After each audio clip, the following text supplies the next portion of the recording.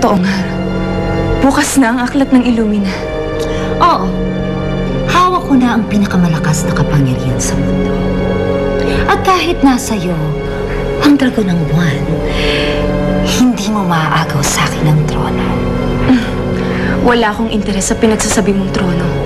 Ang gusto ko lang ay magamit ang aklat ng Illumina para mapaibig si Inigo. Anong nakakatawa? Ikinalulungkot ko, Crisanta, pero hindi ko maibibigay sa'yo ang gusto mo.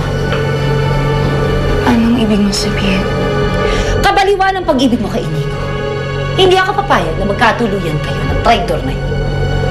Pero nangako ka sa akin. Pangakong napako. Napakasama mo. Hindi.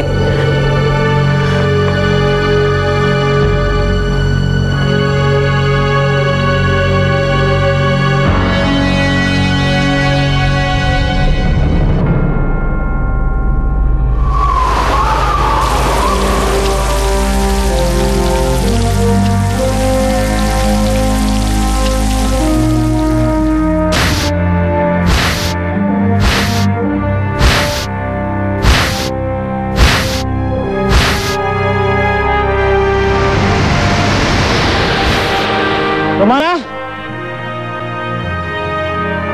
Romana! Romana! Sandali! Sandali lang! Hindi ako kalaban. Anong hindi?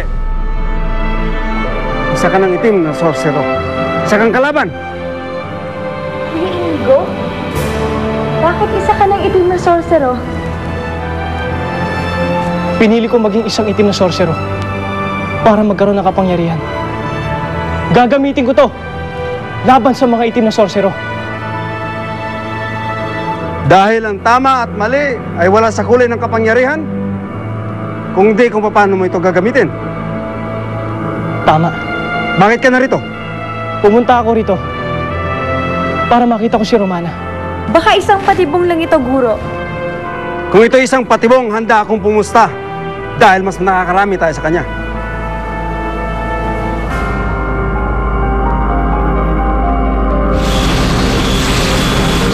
Hindi siya kalaban. Isa siyang kaibigan para tumulong.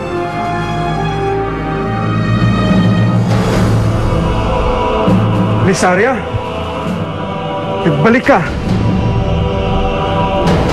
Nagbalik ako dahil wasak na ang balanse. Nagbalik kami para tulungan ang mga itinakda. Para ibalik sa tama ang lahat. Kayo? Sino kayo? Muli kong tinawag ang mga kapatid ko. Ang mga espiritu ng kapangyarihan sa mundo.